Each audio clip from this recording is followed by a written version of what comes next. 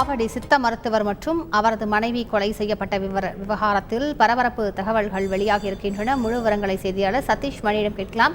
சதீஷ் மணி, வணக்கம். என்னென்ன தகவல்கள் வெளியாக இருக்கின்றன? முழு விவரங்கள் என்ன சதீஷ் மணி? ஆவடியில் சித்த மருத்துவ சிகிச்சை அளித்து வந்த சிவன் நாயர் மற்றும் அவரது மனைவி பிரசன்னகுமாரி கடந்த ஞாயிற்றுக்கிழமை அதிகாலை வீட்டில் கொடூரமாக இருவரும் கொலை செய்யப்பட்டனர். இந்த நிலையில் இது தொடர்பா வடமாநில நபரான மகேஷ் என்பவரை ஆவடி போலீசார் கைது செய்து சிறையில் அடைத்திருக்கிறார்கள். இந்த நிலையில இந்த கொலை எதற்காக நடந்தப்பட்டது மற்றும் கொலை நடந்த இடத்திலிருந்து கைப்பற்றப்பட்ட கைதான மகேஷனுடைய செல்போன் குறித்தும் பல பரபரப்பு தகவல் வெளியாகிருக்கின்றன.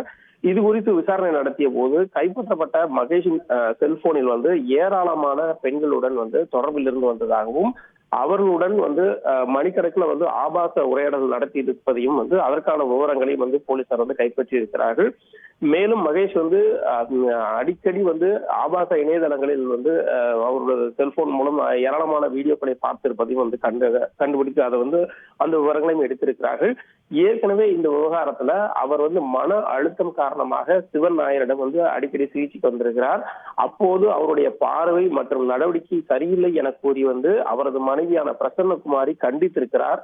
மேலும் அவர் வீட்டிற்கே வரக்கூடாது எனவும் எச்சரித்திருக்கிறார். இந்த நிலையில தான் கடந்த ஞாயிற்றுக்கிழமை அவரது வீட்டிற்கு மன அழுத்தம் தொடர்பாக மாத்திரையில் வழங்குமாறு அவருடைய மனைவியிடம் கேட்ட போது அப்போது எழுந்த வாய் தகராறு காரணமாக இந்த கொலை நடைபெற்றிருப்பது முதற்கட்ட தகவல் வெளியானது.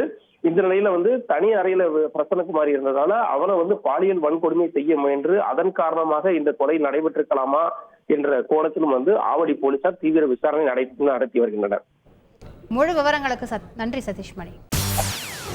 செய்திகளை உடனுக்குடன் தெரிந்து கொள்ள உடனே சப்ஸ்கிரைப் பண்ணுங்க.